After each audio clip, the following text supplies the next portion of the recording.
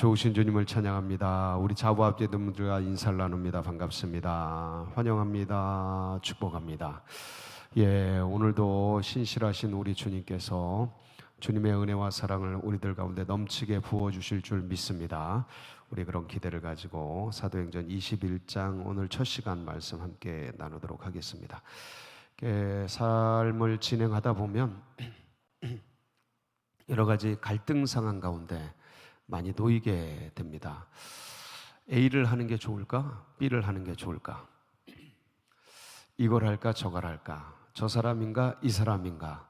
나아가야 될까? 뒤로 물러가야 될까? 막 이런 고민이 될 때가 있습니다. 그래서 이때 내가 무엇을 해야 될까?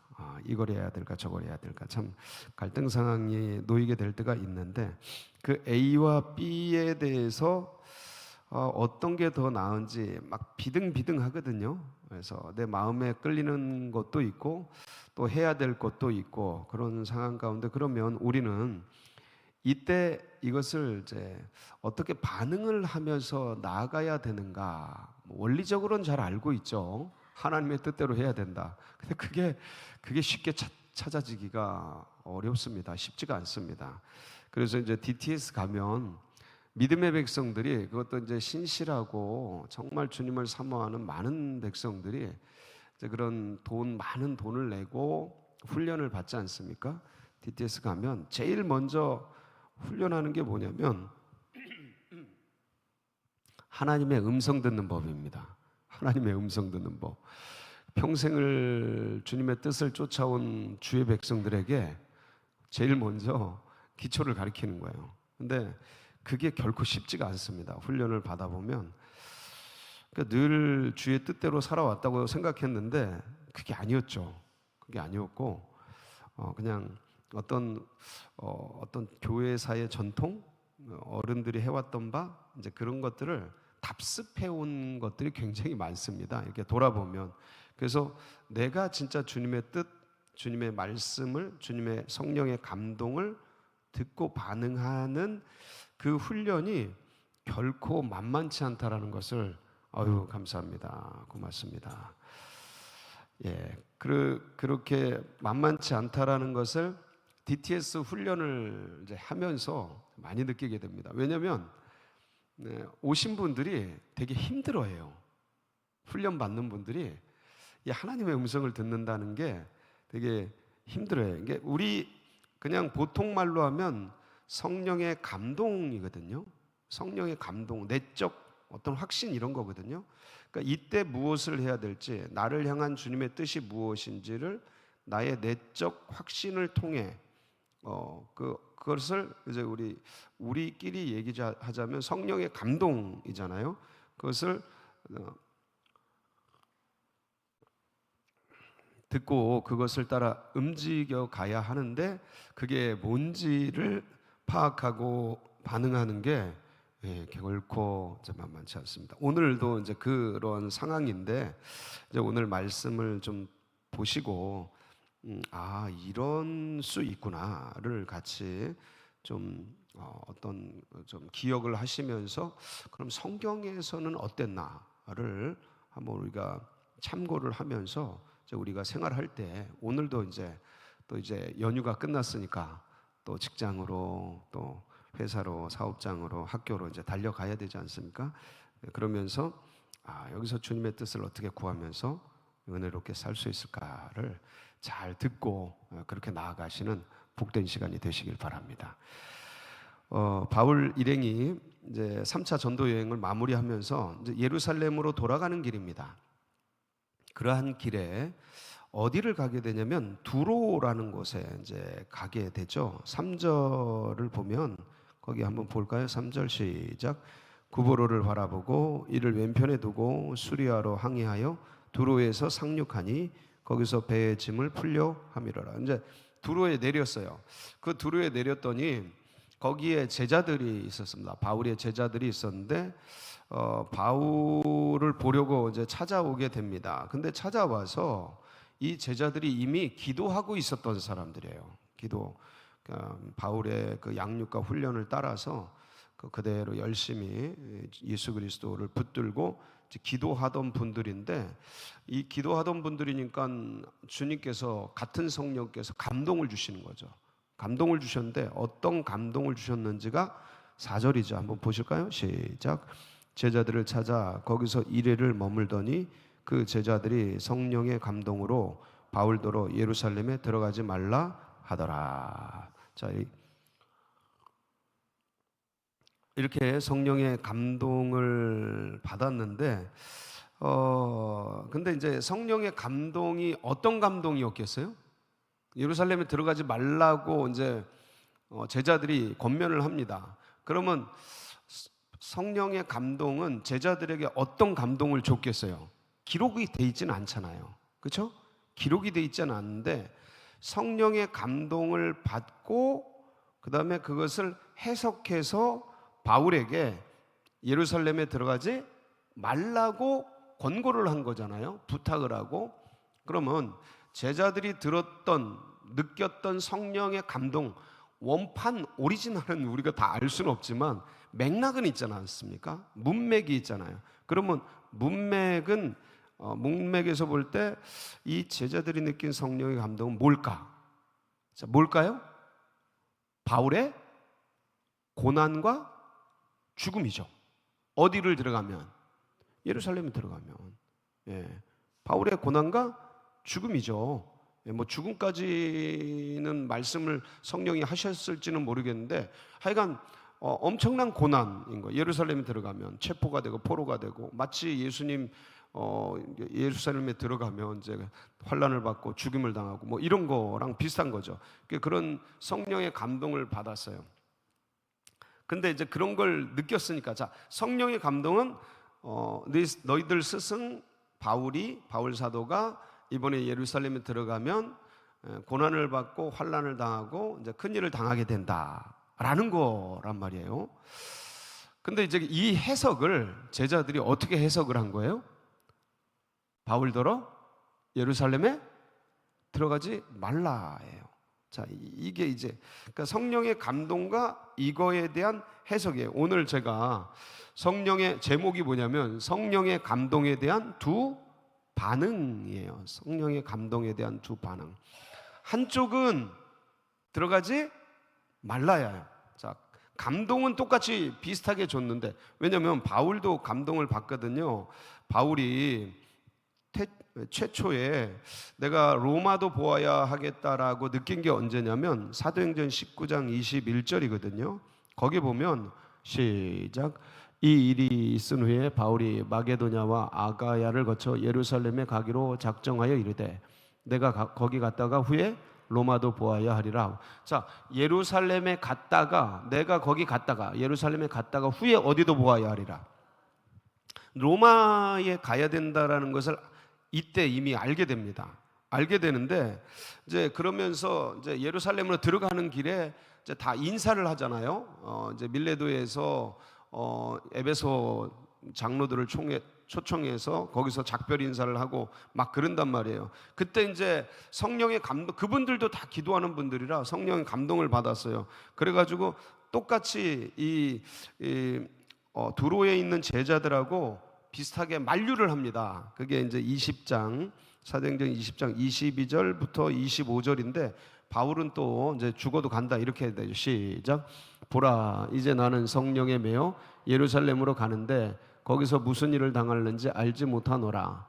오직 성령이 각 성에서 내게 증언하여 결박과 환난이 나를 기다. 자, 여기 자 계속 오면서 무슨 얘기를 들었냐면 각 성에서 내게 증언하여, 누가? 오직 성령께서 이제 감동을 받은 사람들을 통해 증언하는 거예요. 뭘 기다린다? 결박과 환난이 나를 기다린다 하시는 거예요.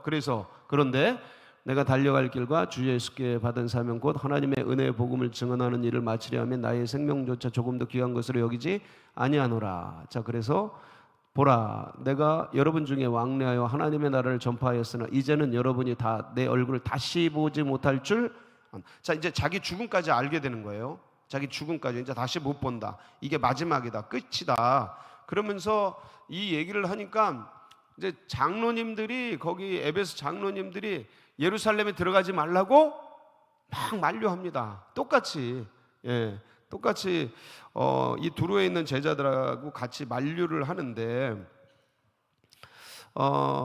그런데 이제 나중에 이제 결국은 이제 바울이 들어가잖아요. 이제 들어가는 중에 그동안은 성령의 감동을 받았다라고만 간접적으로 얘기됐단 말이에요. 그리고 바울도 내가 로마도 보아야 하리라. 각성에서 성령의 감동을 받은 분들이 들어가면 큰일을 난다 하는데 난 들어가야겠다. 이렇게 간접적으로 바울도 성령의 감동을 받고 그렇게 움직이고 있다라는 말을 느낄 수 있었는데 사도행전 23장 11절에 보면 한번 보실까요? 시작.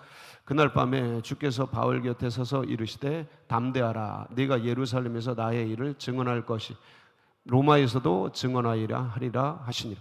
그러니까 로마에 가서 증언하게 된다라는 것을 하나님이 직접 말씀하셔요. 그동안은 물론 분명히 말씀하신 걸 들었겠죠. 근데 간접적으로 성령에 감동되어서 환난과 핍박이 기다린다 뭐 이런 식으로 말씀하셨단 말이에요. 그리고 바울도 내가 로마도 보아야 하겠다 하고 자기식의 말로 했단 말이에요. 하나님이 직접 말씀하신 내용들은 없었어요. 그런데 이제 23장에 가면 바울이 막 좀 마음에 아무래도 그 환난과 핍박이 오니까 불안하잖아요. 예수님도 겟세마네에서 주여 이 잔을 내게서 옮기시옵소서 나의 원대로 마옵시고 아버지 원대로 되기를 원하네 막 그러잖아요. 이게 사람이 다 똑같아요. 이제 무슨 일을 당하면 흔들리고 힘들고 어려워요. 이게 뭐 이상한 게 아니에요. 믿음이 적고 뭐 믿음이 약하고 그게 아니고 원래 인간은 이 몸을 입고 있기 때문에 그런 위기가 오면 다 그래요.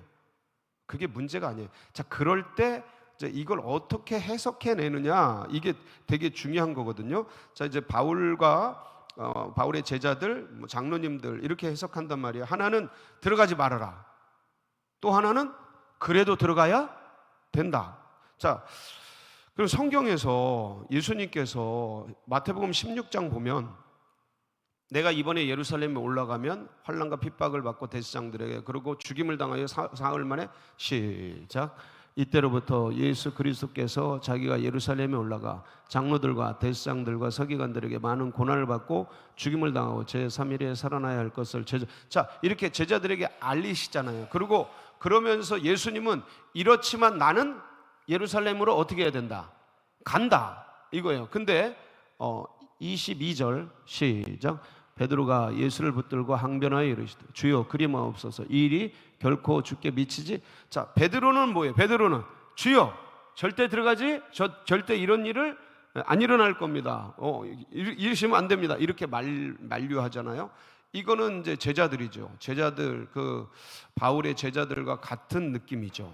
그렇죠? 그러니까 어떠한 하나님의 뜻이 있는데 그게 나에게 힘든 일이고 어려운 일일 때 소위 고난일 때 이 하나님의 감동과 하나님의 뜻에 대한 반응이 한쪽 부류는 그래도 해야 된다. 그러니까 해야 된다.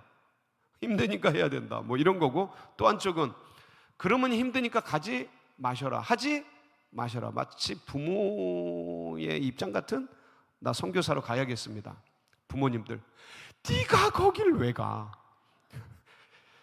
주님의 뜻입니다. 가야 됩니다. 거의 이런 거잖아요. 애지중지 키웠는데 뭐 유수한 대학을 나왔는데 죽도록 고생하는 길을 간다니까 네가 거길 왜 가? 주님께 기도하면 그 부모도 기도할 거 아닙니까? 기도하면 보내라 그러는데 이 육적인 부모님들의 그 마음은 보내고 싶어요? 안 보내고 싶어요? 안 보내. 들어도 아니야 안 돼 가면 안 돼 막 이런단 말이에요. 예? 아이고 참 이게 다 똑같은데 근데요 이게 여기 이제 성경에서 그런 하나님의 음성을 듣고도 타협하고 동화되고 야합해서 그 길을 갔던 사람들이 꽤 많이 나옵니다. 생각보다 많이 나와요. 근데 그 중에 대표적인 사람이 누구냐면 발람이에요. 발람이 누구냐면 그 이스라엘 백성들이 출애굽해서 가나안에 들어갈 때 그 이제 모압 땅을 있을 때 거기 이제 모압 왕이 발람을 그러니까 지금으로 말하면 기독교인이거든요. 믿음의 백성인데 발람을 초청해서 이스라엘 백성을 저주하게 하려고 그래요. 왜냐하면 선지자거든요, 발람이. 민수기 22장 7절에서 15절인데 한번 보실까요? 시작.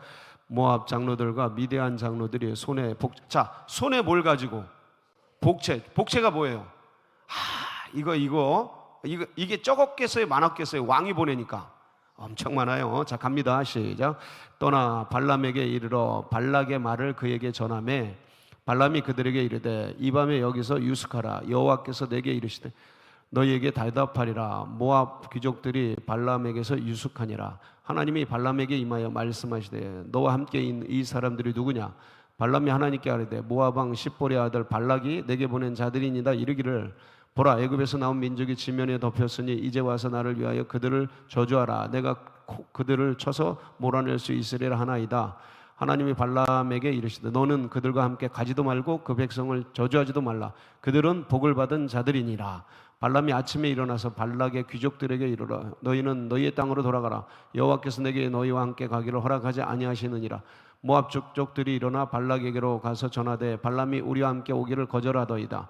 발락이 다시 그들보다 더 높은 고관들을 더 많이 보내매. 자, 더 높은 귀족들을 더 많이 보내면서 이것도 더 짭짤한 거예요. 그러니까 이러니까 발람이 그러면 하나님이 딱 말씀하셨으면 이게 명확하잖아요. 근데 더 많은 사람들이 오니까 이 사람들을 받아야 안 받아요? 발람이 또 받아요. 받아가지고 또 주님께 또 물어요. 자, 이게 뭐냐면 베드로후서 2장 15절 16절에 이거에 대한 해석을 해놨어요. 시작. 그들이 바른 길을 떠나 미혹되어 부활의 아들 발람의 길을 따르는도다. 그는 불의의 삭슬 사랑하다가 자기가 의의 불법으로 말미암아 책망을 받되 말하지 못하는 나귀가 사람의 소리로 말하여 이 선지자의 미친 행동을 이 선지자의 무슨 행동? 아주 저렇게 평가를 해놨어요. 미친 행동이라고. 유다서 1절에는 이 거짓 선지자들에 대한 내용인데 시작.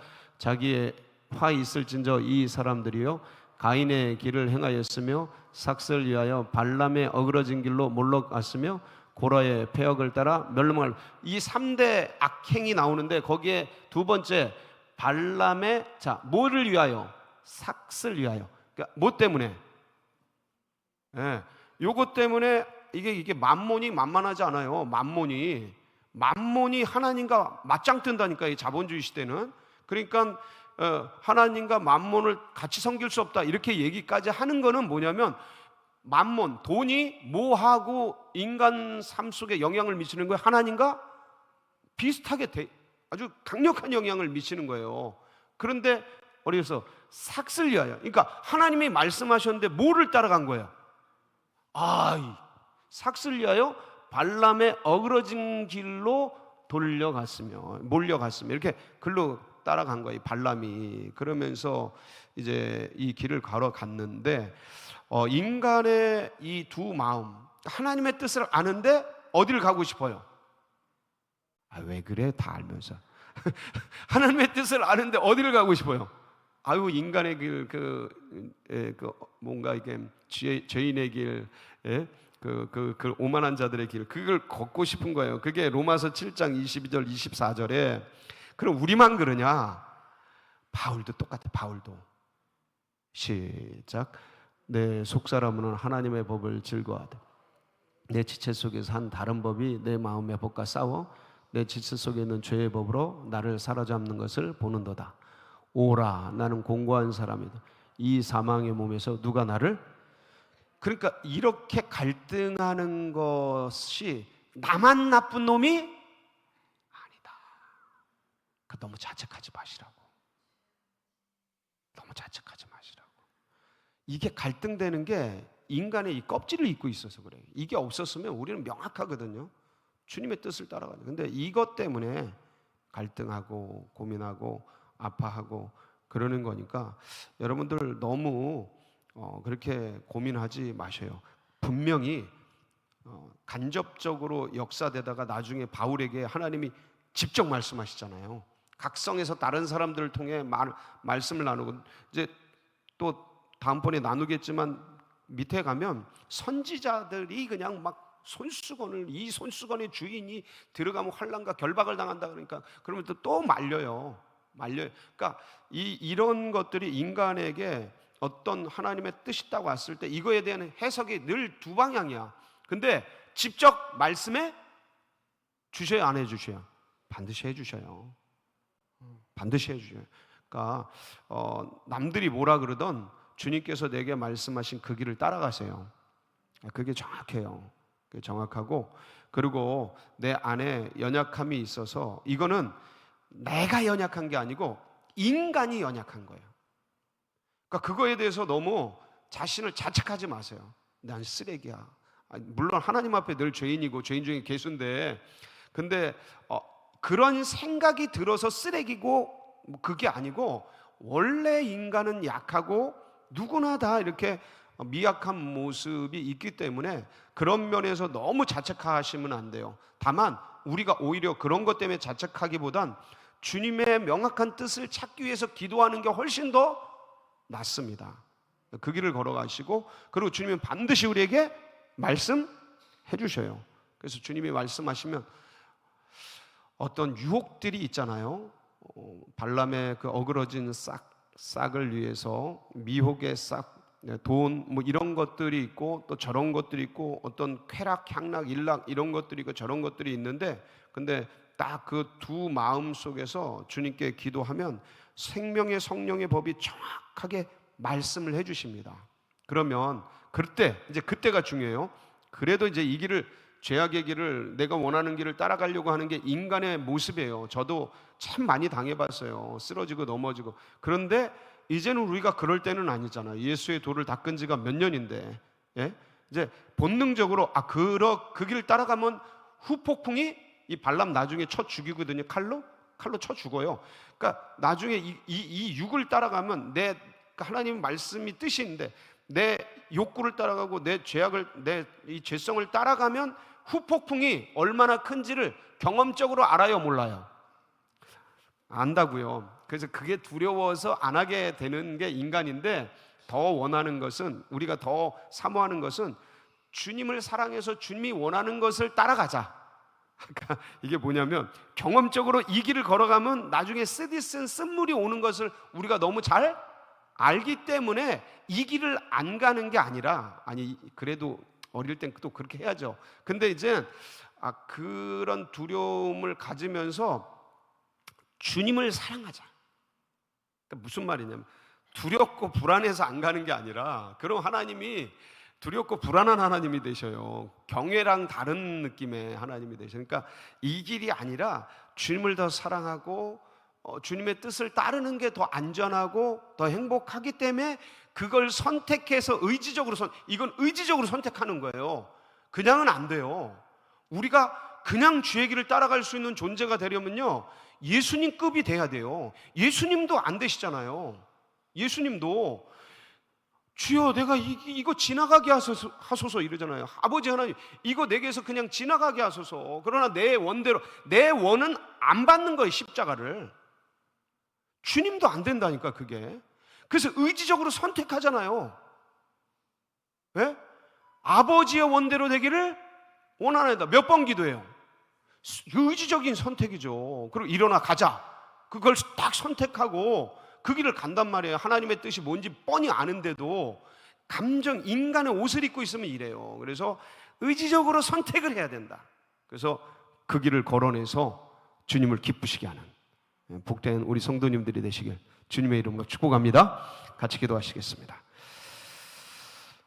참 믿음의 길을 간다라는 게 육신의 옷을 입고 있는 우리들에게 참 큰 행복이고 감사하고 축복이면서도 어느 때는 늘 이렇게 어려운 상황 가운데는 갈등이 되고 고민이 되는 그런 원인이 됩니다. 그러나 이것도 주님께서 지나가게 해주실 걸 믿고 우리 합심해서 기도할 때 우리 환우들, 또 연약한 고난받는 분들, 연로하신 분들 위해서 그리고 이제 창립 40주년 기념 감사 예배가 이제 한 달 뒤로 다가왔습니다. 위에서 은혜로운 창립절이 될 수 있도록, 그리고 교회 학교와 다음 세대 교회 행사들 기억해 주셔서 기도해 주시고, 나라 민족 새 지도자를 뽑고 있지 않습니까? 그래서 국민을 두려워하고 백성들을 무서워할 줄 아는, 하나님을 두려워할 줄 아는 그런 지도자가 세워지도록, 여러분 둔천동 시대가 확실히 열리고 포레온 아파트 예비된 영혼들이 주님의 교회로 돌아오도록 몰아주시도록, 여러분 또 각자의 기도 제목 붙들고 주여 부르짖고 기도하며 나갑니다. 부르짖습니다. 주여, 주여, 주여.